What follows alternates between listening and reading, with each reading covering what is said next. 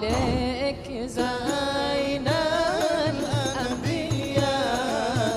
السلام عليك أتقى الأتقياء السلام عليك زين الأنبياء السلام عليك أتقى Bismillahirrahmanirrahim. Alhamdulillahi rabbil alamin. Wassalatu wassalamu ala asyrafil mursalin Sayyidina Muhammadin wa ala alihi wa sahbihi ajma'in. Amma ba'du. Nawaina at-ta'allum wa at-ta'lim, tadhakkura wa at-tadhkir wa an-nafa' wal intifa' wal ifada wal istifada wal hath 'ala tamassuki bi kitabillah wa sunnati nabiyhi wad dalalati ila al-khair wad du'a ila al-huda ibtigha'a mardatillahi wa qurbihi wa thawabihi. Amin. Allahumma amin. Di antara nikmat yang diberikan oleh Allah Subhanahu wa taala kepada manusia adalah nikmat keluarga. Yang mana seseorang itu akan merasa dirinya adalah lengkap bila mana mempunyai keluarga untuk saling membantu dalam perkara-perkara yang dihadapi di dalam kehidupan keseharian ataupun dalam permasalahan-permasalahan yang dihadapi. Maka orang yang paling rapatlah yang dengan kita, yang boleh membantu, menenangkan, menghibur kepada kita, ia adalah ahli keluarga kita. Ahli keluarga mempunyai hak kepada kita. Adalah kita perlu dan wajib untuk mendidik kepada ahli keluarga kita. Di dalam contoh-contoh ahli keluarga yang ada di atas muka bumi ini, tidak ada yang lebih sempurna, yang lebih mesra, yang lebih indah, yang lebih baik daripada contoh dan teladan ahli keluarga Nabi Muhammad sallallahu alaihi wa ala alihi wasallam. Tidak ada pendidik, tidak ada murabbi, tidak ada kepala keluarga yang bijaksana, tepat dan memberikan contoh yang baik sebaik didikan dan contoh Nabi Muhammad sallallahu alaihi wa ala alihi wasallam di dalam mendidik kepada keluarganya. Beliau sendiri yang memberitahukan kepada kita. Dalam sabdanya beliau bersabda, khairukum khairukum li ahlihi wa ana khairukum li ahli. Sebaik-baik kamu adalah orang yang terbaik, yang paling baik kepada ahli keluarganya. Dan aku adalah orang yang paling baik kepada ahli keluarga aku, kata Nabi Muhammad sallallahu alaihi wasallam. Ketika baginda Rasulullah memberitahukan sebaik-baik kamu adalah orang yang paling baik dengan ahli keluarganya dan aku adalah orang yang paling baik, bila mana kamu ingin tahu cara menjadi orang yang terbaik di dalam ahli keluarga kamu, contohilah aku macam mana sikap aku berinteraksi, bertaamul, bersikap dengan ahli keluarga aku. Maksud daripada hadis itu adalah baginda memberitahukan kalau nak jadi baik tengah-tengah keluarga, tirulah, contohilah, teladanilah aku bagaimana aku bersikap di dalam tengah rumah ahli keluarga aku. Demikian maksud hadis Nabi Muhammad sallallahu alaihi wa ala alihi wasallam. Kenapa ahli keluarga Nabi adalah ahli keluarga yang terbaik dan wajib untuk diteladani, dan tidak ada yang lebih indah daripada untuk diteladani melebihi daripada indahnya hubungan ahli keluarga Nabi. Sebab ahli keluarga Nabi sallallahu alaihi wasallam adalah merupakan ahli keluarga yang dididik oleh Allah Subhanahu wa taala melalui Al-Qur'anul Karim. Allah Subhanahu wa taala berfirman di dalam Al-Qur'an dalam surat Al-Ahzab, "Wa qarna fi buyutikunna wa la tabarrajna tabarrujal jahiliyatil ula wa aqimna as-salata wa atina az-zakata wa ati'na Allah wa rasulah innama yuridullah liyudhhiba 'ankum ar-rijsa ahlal baiti wa yutahhirakum tathira." Diamlah kamu wahai istri-istri Nabi di rumah kamu, dan janganlah kamu melakukan perkara-perkara yang dilakukan oleh kaum jahiliyah di dalam bertabarruj, menampakkan aurat, dirikan salat dan tunaikan zakat, taatlah kepada Allah dan juga Rasul-Nya, sesungguhnya Allah menghendaki untuk mensucikan kamu, wahai ahli keluarga Nabi, sesuci-sucinya. Ayat ini menyentuh tentang kehidupan rumah tangga Nabi Muhammad SAW untuk dijadikan teladan kepada seluruh rumah tangga yang ada di zaman itu dan yang akan datang. Yang mana bila mana seseorang menjadikan teladan dalam kehidupan rumah tangganya, seperti mana rumah tangga Rasulullah yang dididik oleh Allah di dalam Al-Quranul Karim, maka rumah tangga itu adalah rumah tangga yang bahagia, rumah tangga yang nyaman, rumah tangga yang harmoni, disebabkan oleh kerana rumah tangga itu terdidik seperti mana terdidiknya rumah tangga Nabi Muhammad sallallahu alaihi wa ala alihi wa sahbihi wasallam. Di dalam keharmonian dan kenyamanan dan keselesaan kehidupan rumah tangga Nabi Muhammad sallallahu alaihi wa ala alihi wa sahbihi wasallam, tidak sunyi daripada permasalahan yang terjadi antara Rasulullah dengan ahli keluarganya.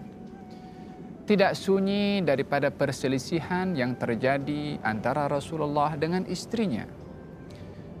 Kalau dalam kehidupan rumah tangga itu yang dikatakan baik, yang dikatakan nyaman, yang dikatakan selesa adalah tak ada perbalahan, tak ada perselisihan, tak ada pergaduhan, maka rumah tangga yang terbaik untuk tak ada perselisihan adalah rumah tangga Rasulullah sallallahu alaihi wasallam.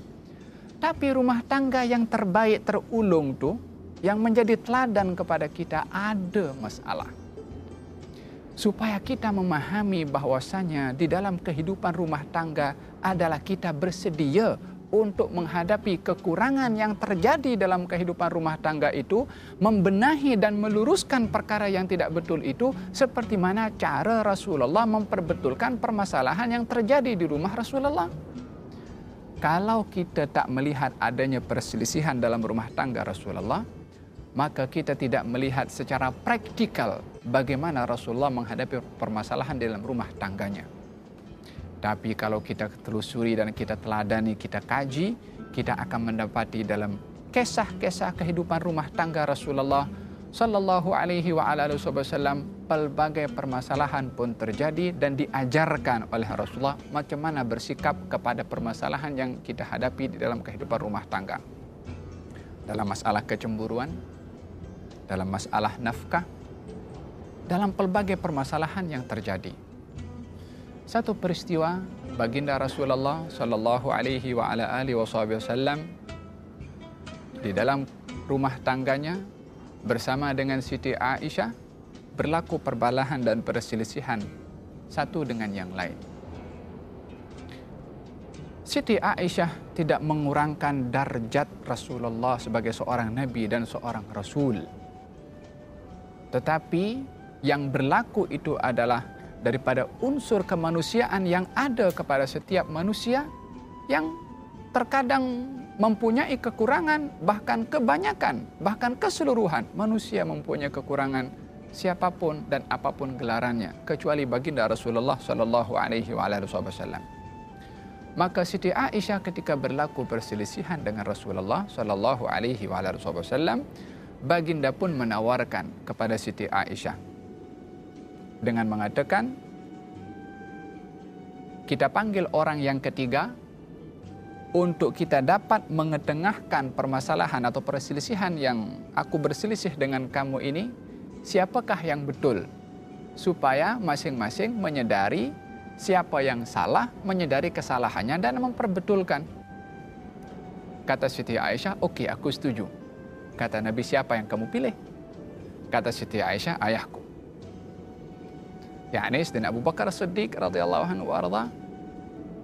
Daripada kisah ini kita dapat melihat bagaimana toleransi Rasulullah. Bagaimana tidak menunjukkan keegoan atau menunjukkan aku laki-laki, aku adalah Rasul, aku adalah Nabi. Dalam hal-hal yang tak ada hubung kait dengan syariat, Nabi amat tolerans. Tapi dalam perkara-perkara yang hukum, perkara-perkara yang prinsip dalam agama, maka tak ada toleransi daripada Rasulullah sallallahu alaihi wasallam. Maka Siti Aisyah mengatakan, ayahku yang aku pilih. Siti Aisyah menganggap bahwasanya tentunya seorang ayah akan membela kepada anaknya, akan tetapi tak ada orang yang lebih mengagungkan, yang lebih memuliakan, yang lebih mencintai kepada Rasulullah sallallahu alaihi wasallam seperti mana kecintaan dan pengagungan Sayyidina Abu Bakar As-Siddiq radhiyallahu anhu arda kepada Rasulullah sallallahu alaihi wasallam. Maka dipanggillah Sayyidina Abu Bakar untuk datang menjadi hakim, menentukan perselisihan yang terjadi antara Rasulullah dengan Siti Aisyah radhiyallahu anha wa ardaha. أحمد يا حبيبي أحمد يا حبيبي أحمد يا حبيبي يا حبيبي سلام عليك سلام عليك أحمد يا حبيبي أحمد يا حبيبي أحمد يا حبيبي يا حبيبي سلام عليك سلام عليك أحمد يا حبيبي أحمد يا حبيبي أحمد يا حبيبي يا حبيبي سلام عليك سلام عليك أحمد يا حبيبي أحمد يا حبيبي أحمد يا حبيبي يا حبيبي سلام عليك سلام عليك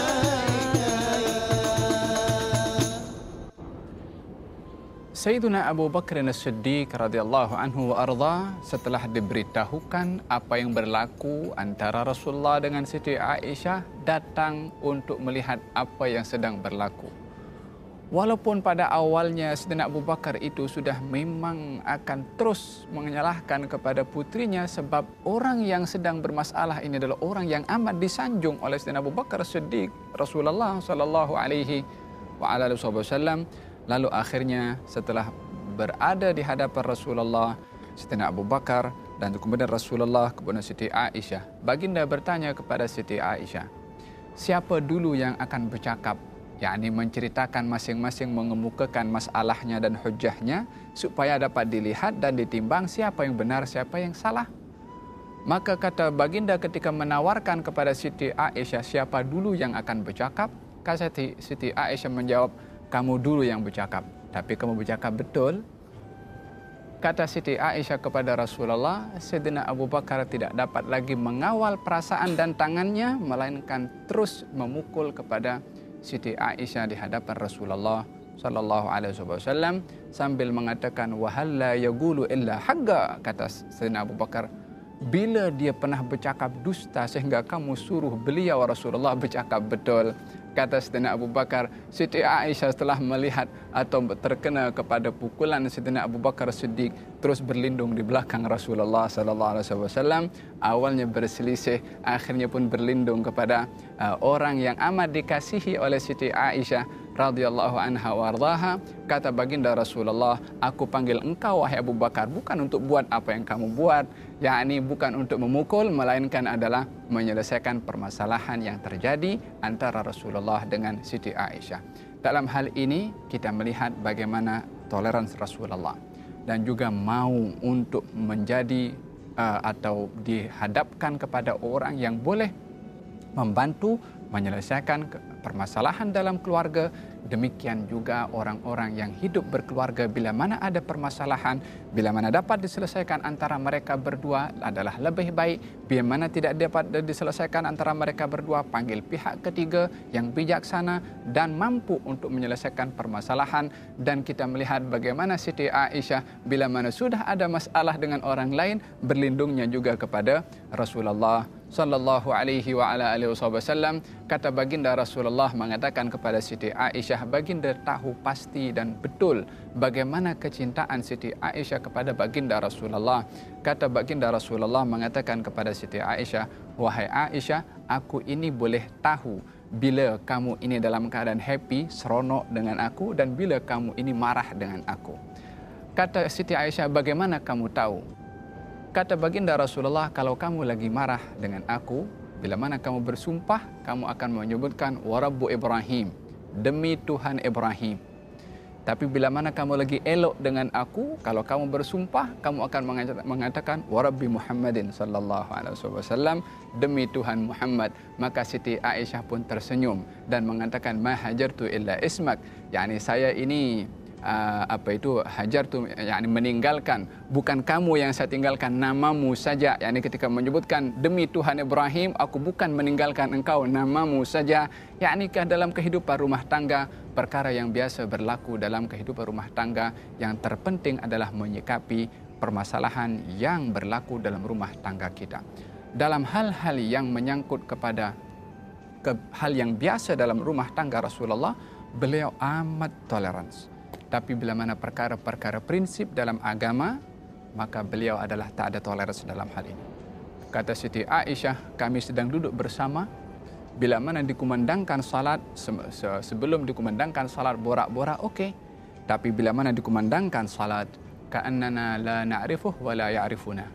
Seakan-akan kami tak kenal siapa itu Rasulullah, dan beliau pun tak kenal kepada kami. Yakni melihat satu perubahan yang drastis.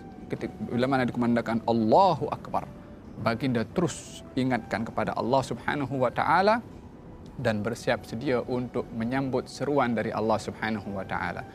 Ka'annana la na'rifuhu wa la ya'rifuna, kami seakan-akan tak kenal, yakni perubahan yang berlaku, yakni begitu pengagungan kepada Allah Subhanahu wa taala, dan seakan-akan beliau pun tak kenal kepada kami. Kata Siti Aisyah, satu ketika sedang duduk bersama dengan Siti Aisyah, Rasulullah sallallahu alaihi wasallam didatangi oleh Siti Safiyah binti Huyai bin Akhtab, yakni istri Nabi sallallahu alaihi wasallam.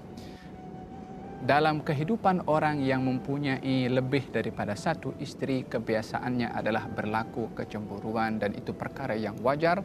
Dan Siti Aisyah pada waktu itu ketika mendengar suara ketukan pintu daripada Siti Safiyah, maka Siti Aisyah mengatakan, ya Rasulullah, hasbuki min Safiyah, innaha kadha wa kadha.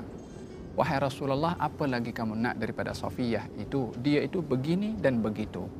Maksud daripada begini dan begitu itu, yakni Siti Aisyah menyebutkan aibnya, menyebutkan aib Siti Safiyah.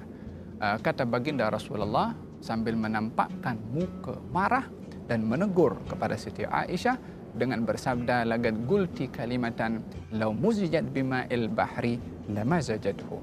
Kamu telah mengatakan satu kata, satu kalimat yang keluar daripada mulut kamu itu kalau dicampurkan dengan air lautan akan berubah warnanya dengan kalimat yang kamu keluarkan sebentar tadi. Apa itu kalimat? Mengaibkan kepada orang lain, mengumpat kepada orang lain. Maka dalam hal prinsip hukum hakam agama, Nabi tak ada toleransi dalam hal ini. Maka Nabi tegas dan menegur kepada Siti Aisyah radhiyallahu anha wa ardhaha. Demikian kehidupan rumah tangga Rasulullah sallallahu alaihi wasallam bersama dengan Siti Aisyah. Berbicara tentang kecemburuan seseorang perempuan itu, lelaki pun juga mempunyai sifat cemburu. Dan mesti seorang lelaki punya sifat cemburu. Bahkan menjadi permasalahan kalau seorang lelaki tidak mempunyai sifat cemburu kepada istrinya. La yadkhul jannata dayyuth, kata Nabi SAW. Tak akan masuk syurga orang yang dayyuth. Apakah itu dayyuth? Alladhi la yaghar ala ahli, yang tak ada kecemburuan kepada keluarganya, kepada istrinya. pergi dengan siapa, balik pukul berapa, berkawan dengan siapa, tak peduli. Rasulullah sallallahu alaihi wasallam sebagai seorang nabi dan menjadi teladan kepada kita, seorang rasul juga punya sifat cemburu. Satu ketika baginda Rasulullah sallallahu alaihi wasallam i'tikaf di masjid. Lalu dihampiri oleh Siti Safiyah, ditemani oleh Siti Safiyah.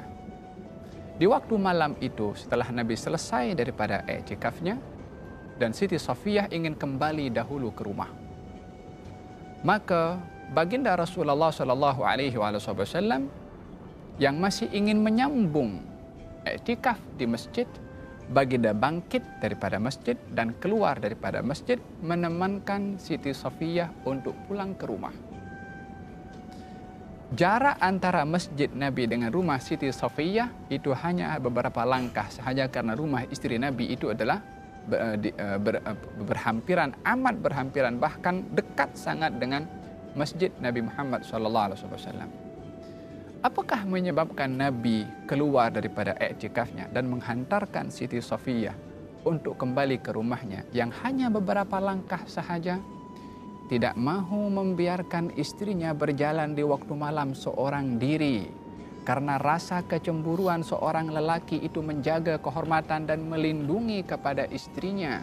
Walaupun rumahnya hanya beberapa langkah saja daripada masjid baginda Rasulullah, maka kecemburuan itu ditunjukkan oleh baginda Rasulullah menjaga kehormatan istri, ditemankan oleh Nabi SAW untuk kembali ke rumahnya. Insyid.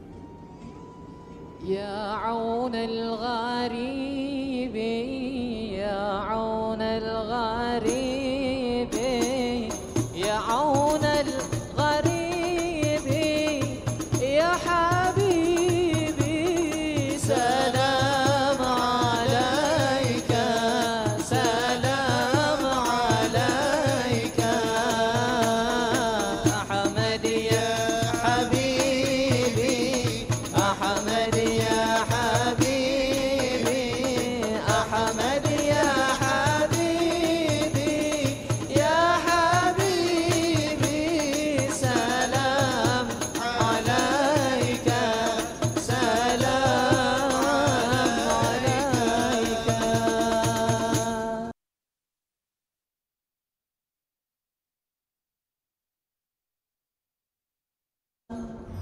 أحمد يا حبيبي أحمد يا حبيبي أحمد يا حبيبي يا حبيبي سلام عليك سلام عليك أحمد يا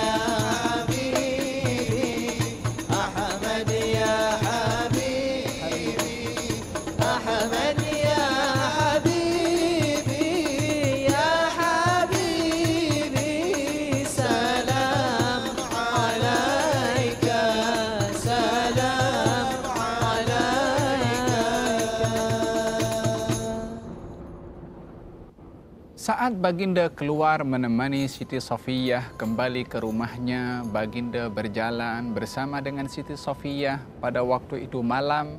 Lalu baginda Rasulullah berselisih dengan dua orang sahabat Nabi yang sedang berjalan pada malam itu. Lalu baginda Rasulullah melihat kepada dua orang itu dan dua orang itu pun melihat kepada Rasulullah berjalan dengan seorang wanita.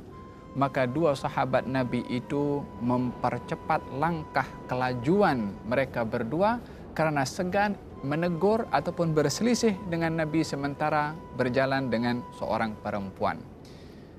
Mereka adalah mempunyai adab yang tinggi untuk tidak mudah menegur kepada Rasulullah ketika berjalan dengan istrinya atau dengan sesiapa daripada kalangan wanita yang mahram kepada Rasulullah SAW.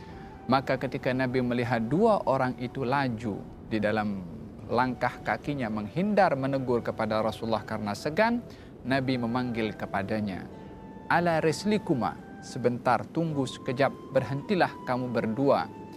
Itu perempuan yang berjalan dengan saya adalah istri saya, Safiyah. Nabi memberitahukan kalau perempuan itu adalah istrinya. Bukan maksud Nabi ingin memperkenalkan istrinya kepada orang lain. Tak ada hubungan apa-apa antara istri Nabi dengan dua sahabat itu. Tetapi Nabi memberitahukan agar supaya menepis dan juga mengelak daripada perkara keraguan yang boleh muncul kepada dua orang itu, yang mungkin syaitan akan bermain dalam hati dan perasaan orang itu mengatakan, mungkin saja perempuan yang berjalan itu adalah bukan istri kepada baginda Rasulullah. Dua sahabat itu mengatakan, "A'alaika ya Rasulullah." Ya Rasulullah, mana boleh saya berburuk sangka kepada engkau kalau kamu akan berjalan dengan perempuan lain. Kata baginda Rasulullah, saya tahu, tapi saya tidak merasa aman daripada syaitan yang ia mengalir di dalam tubuh badan manusia umpama aliran darah yang boleh mengganggu kepada kamu berdua bila mana sampai ke rumah nanti dengan mengatakan kalau itu adalah istrinya. Kalau bukan, daripada manakah suara itu? Syaitan. Maka Nabi menutup pintu-pintu yang seperti itu dengan diberitahukan kepada mereka berdua, perempuan yang berjalan dengan aku tadi adalah istri aku, Safiyah, kata baginda Rasulullah sallallahu alaihi wa ala alihi wa sahbihi wasallam. Ini adalah salah satu contoh daripada kecemburuan. Rasulullah sallallahu alaihi wasallam sebagai seorang suami dan kepala keluarga adalah melindungi kehormatan, menjaga, bukan arti daripada kecemburuan seseorang lelaki ataupun suami ataupun kepala keluarga kepada ahli keluarganya hanya menunjuk dirinya seorang lelaki yang kuat dan bahkan mungkin mampu untuk memudaratkan kepada istrinya. Yang demikian adalah bukan merupakan adab dan teladan yang diajar oleh baginda Rasulullah sallallahu alaihi wasallam. Bahkan lelaki yang hanya mampu mendidik kepada istrinya melalui pukulan sahaja adalah bukan seorang kepala keluarga yang baik, yang dapat memberikan pendidikan yang terbaik kepada ahli keluarganya seperti mana Rasulullah. Seorang wanita datang kepada Rasulullah sallallahu alaihi wasallam. Lalu wanita itu bertanya, bermusyawarat kepada Rasulullah, "Ya Rasulullah, saya dipinang oleh dua orang. Yang pertama adalah Abu Jaham. Yang kedua adalah Muawiyah bin Abi Sufyan. Yang mana patut saya pilih?" Kata wanita itu. Baginda Rasulullah sallallahu alaihi wasallam bersabda, "Amma Abu Jaham." Abu Jaham ini adalah tangannya tidak pernah di bawah. Maknanya apa? Suka memukul. Adapun Muawiyah adalah dia orang yang punya sifat kedekut. Kenapa Nabi sebutkan perkara itu? Al-Imam An-Nawawi yang menyebutkan riwayat itu dalam kitab Al-Adhkar mengomentari daripada pandangan ulama berkenaan dengan seseorang yang bila mana meminang, maka bila mana ditanya tentang sifat akhlak orang yang meminang itu ataupun perempuan yang dipinang dan kita tahu ada perkara aib yang ada pada orang itu, hendaklah diberitahukan bila mana ditanya kepada kita. Bukan untuk mengaibkan orang lain, akan tetapi ingin memberitahukan kekurangan yang ada pada orang tersebut sehingga bila mana berkahwin, orang itu sudah tahu bagaimana sikap orang yang meminang ataupun yang dipinang. Maka dalam hal ini, pengecualian seseorang itu dibenarkan untuk menyebutkan keburukan orang lain bila mana di dalam hal meminang. Hendaklah bila mana kita tahu adanya keburukan yang ada pada orang itu adalah diberitahukan sebatas yang ada, bukan tujuannya untuk membuka aib orang lain.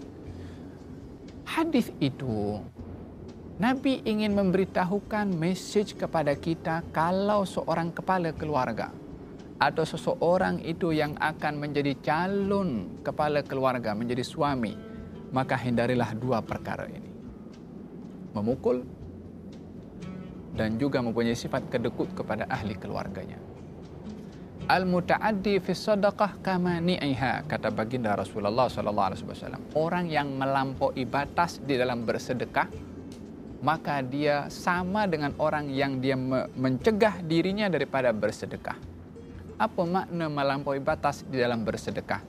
Memberi kepada orang lain, ahli keluarganya tidak dicukupkan ataupun didahulukan, sementara Allah Subhanahu wa taala berfirman, al-aqrabuna aula bil ma'ruf. Orang yang paling rapat dengan kita, bermula daripada ahli keluarga kita, adalah lebih utama, lebih wajib untuk mendapatkan ihsan dan kebaikan daripada kita sebelum orang lain. Demikian peristiwa itu disebutkan oleh baginda Rasulullah sallallahu alaihi wasallam tentang perkara yang tidak menjadi pegangan utama kepada laki-laki adalah dengan mengangkat tangan ataupun suka memukul kepada istrinya. Memang benar di dalam Al-Quranul Karim Allah Subhanahu wa taala menyebutkan tentang 3 wasilah perantara untuk mendidik kepada ahli keluarga, khususnya istri, bila mana perkara berlaku di antara suami dengan istri. Fa'idhuhunna, nasihati, wahjuruhunna fil madaji', jauhkan dirimu di katilnya, wadribuhunna, ataupun kamu boleh memukulnya. Pukulan ini berada pada peringkat yang ketiga setelah nasihat dan setelah al-hijrah, yakni menjauhkan dirinya daripada istrinya, baru memukul. Pukulan ini bila mana sudah tidak ada jalan lain kecuali kepada perkara yang sampai kepada memukul. Dengan diukur apakah kesalahan yang dilakukan oleh istri sehingga kita boleh memukul. Dan jenis pukulan bagaimana yang mesti kita lakukan kalau kita mesti memukul. Abdullah ibn Abbas kalau memukul, dia akan ambil siwaknya dan memukul kepada istrinya. Macam ini. Istri sudah faham kalau si suami memang marah sangat pada waktu itu sehingga mengambil siwaknya dan memukul. Tapi bukan dengan menggunakan pukulan yang sampai mendatangkan mudarat seorang suami kepada istrinya. Demikian perkara yang dilarang dalam syariat Nabi Muhammad SAW. Selain seorang suami itu hendaklah memperhatikan apa sebab kalau dia mesti memukul. Bukan dengan sebab-sebab yang kecil, bukan dengan sebab-sebab yang boleh berlaku kepada sesiapa permasalahan. Bila mana sebab-sebabnya itu menyentuh kepada syarak, tidak menunaikan salat, meninggalkan salat, melakukan perkara yang dimurkai oleh Allah Subhanahu wa taala, perkara-perkara yang dilanggar dalam hal syariah, maka hal-hal ini mesti seorang suami mempunyai sikap yang tegas sebagaimana Rasulullah sallallahu alaihi wasallam tadi saya ceritakan bagaimana sikapnya kepada Siti Aisyah radhiyallahu anha wa ardhaha. Allah berfirman di dalam Al-Quranul Karim menceritakan tentang Nabi Adam alaihissalam dan bagaimana tanggung jawab seorang suami kepada ahli keluarganya. Ya Adam, Allah berfirman, wahai Adam, inna hadha aduwwun laka wa li zawjika. Inna hadha yani syaitan. Inna hadha syaitan. Aduwwun, musuh kepada kamu dan istri kamu. Fala yukhrijannakuma. Jangan sampai syaitan iblis ini mengeluarkan kamu berdua wahai Adam dan Hawa daripada syurga. Fatashqa, sehingga kamu wahai Adam akan celaka. Kenapa Allah tak katakan sehingga kamu dan Hawa akan celaka? Tapi Allah beritahu kamu Adam akan celaka sebab kendali keluarga berada di tangan seorang kepala keluarga, ayah ataupun suami. Insyaallah. أنتم وسلام أنتم وسلام أنتم وسلام يا حبيبي سلام عليك سلام عليك أحمد يا حبيبي أحمد يا حبيبي أحمد يا حبيبي يا حبيبي سلام عليك سلام عليك.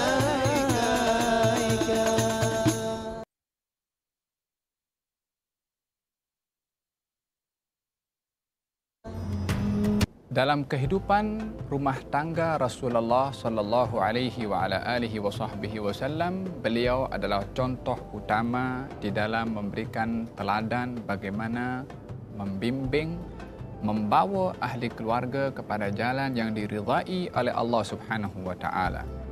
Dan seorang lelaki, baik itu suami ataupun ayah, akan dipertanggungjawabkan terlebih dahulu oleh Allah Subhanahu wa taala akan ahli keluarganya. Kullukum ra'in wa kullukum mas'ulun an ra'iyatihi. Masing-masing kamu adalah seorang pemimpin dan akan dipertanggungjawabkan kepada yang dipimpinnya.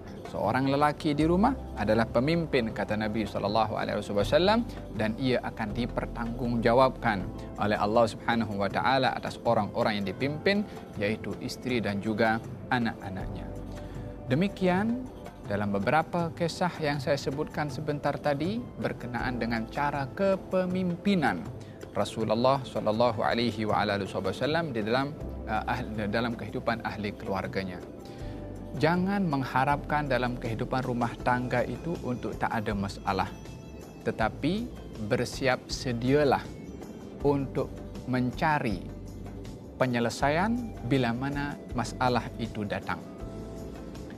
Bersedia menyediakan sikap-sikap, cara-cara bila mana masalah ini datang, bagaimana sikap menyelesaikan masalah tersebut. Masalah yang sering berlaku di rumah tangga kita adalah masalah keuangan ataupun nafkah. Itu pun juga berlaku juga kepada Rasulullah sallallahu alaihi wasallam. Satu ketika baginda Rasulullah sallallahu alaihi wasallam duduk di rumahnya. Lalu diziarahi oleh Sayyidina Abu Bakar As-Siddiq. Melihat Rasulullah nampak diam dan nampak agak murung sikit, maka Sayyidina Abu Bakar itu segan untuk menegur kepada Rasulullah. Ia pun duduk sebelah Rasulullah dan juga diam. Tak lama datang Sayyidina Umar dan nampak dua orang sedang duduk berdiam. Beliau pun duduk berdiam juga karena segan untuk mengganggu keadaan yang sedang tertanya-tanya apa yang sedang berlaku. Maka Sayyidina Umar mengatakan, aku nak menceritakan joke, yakni gurauan untuk mengundang ketawa Rasulullah SAW. Subhanallah. Daripada seorang murid yang dia dapat memperhatikan, kalau dalam bahasa kita mood guru itu bila mana dalam keadaan elok atau tidak elok, apa patut dilakukan atau sikap yang diambil kepada guru tersebut. Sayyidina Abu Bakar tengok Rasulullah dalam keadaan sedih, maka berdiam juga dan tidak ingin mengganggu dengan perkara yang mungkin tidak sesuai. Sayyidina Umar berfikir, aku nak menghibur kepada Rasulullah. Dia berkata, ya Rasulullah, sesungguhnya istriku menuntut nafkah lebih daripada aku. Maka aku cekik dia, wahai Rasulullah, kerana menuntut lebih nafkah daripada aku. Maka Rasulullah pun tersenyum. Sayyidina Abu Bakar dan juga tersenyum. Hanya maksud senyuman berbeza. Senyuman Sayyidina Abu Bakar dan Sayyidina Umar tersenyum sebab nampak Nabi senyum. Senyuman Nabi melihat permasalahan yang dihadapi oleh Sayyidina Umar sama juga yang dihadapi oleh Rasulullah. Maka Nabi bersabda, dua orang di belakang aku pun juga menuntut hal yang sama kepada aku. Kebetulan dua orang yang di belakang itu anak kepada dua orang yang ada di hadapan Rasulullah.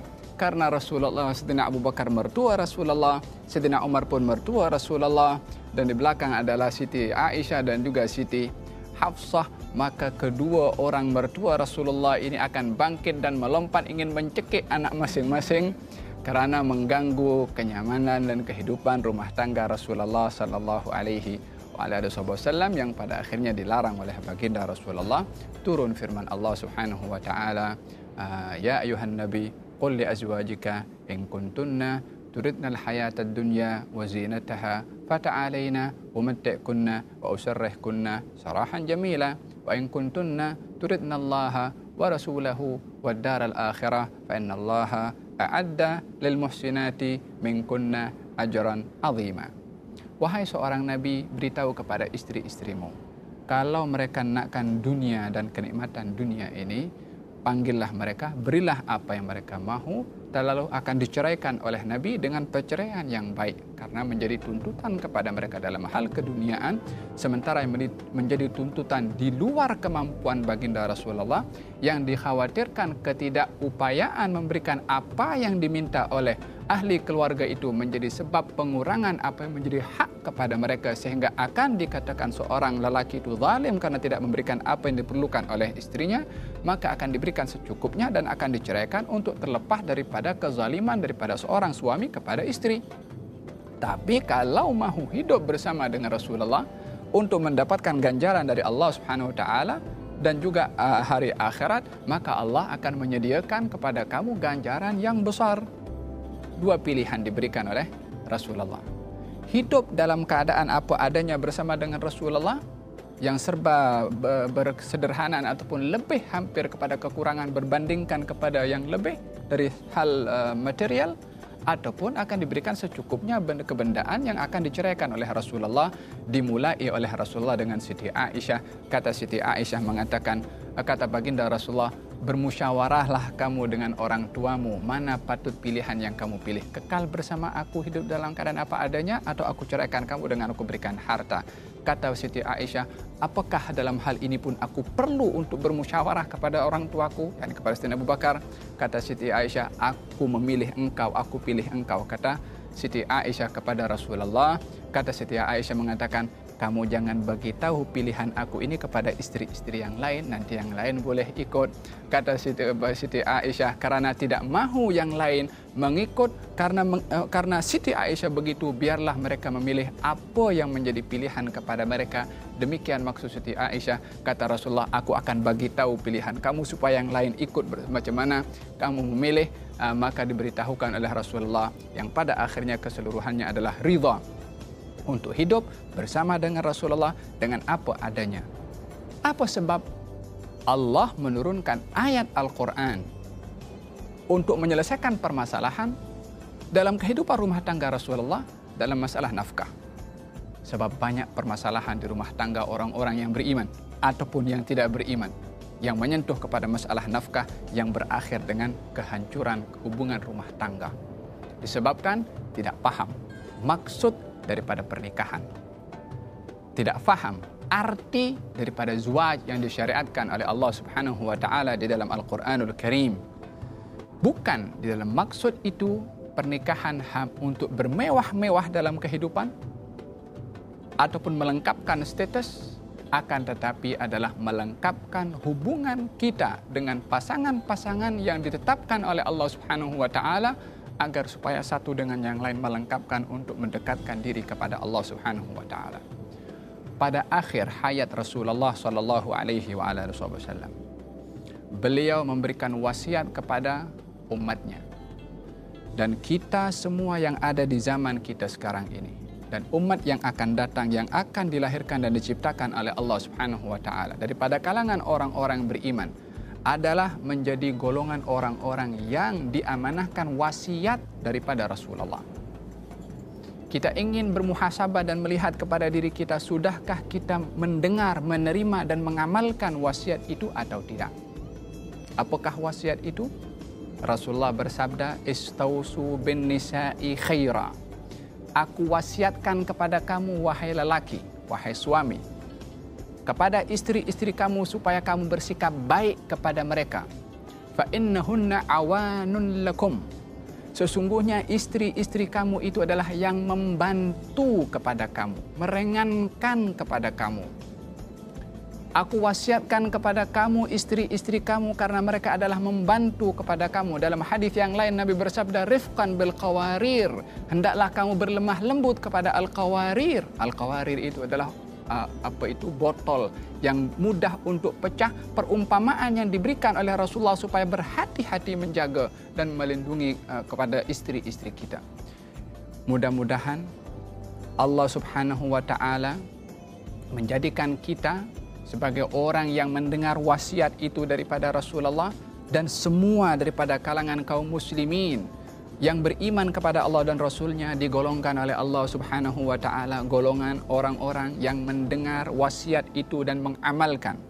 untuk menjadi orang yang terbaik kepada ahli keluarganya, berbuat ihsan kepada mereka, mempunyai toleransi yang tinggi kepada mereka. Dan mudah-mudahan pasangan suami istri daripada kalangan orang-orang beriman umat Nabi Muhammad saling melengkapi satu dengan yang lain untuk mendekatkan diri kepada Allah Subhanahu wa taala. Wabillahi taufiq wal hidayah. Wallahu taala a'lam bis-shawab. مولاي صل وسلم دائما أبدا على حبيبك خير الخلق كلهم يا أكرم الخلق ما لي من ألوذ به سواك عند حلول الحادث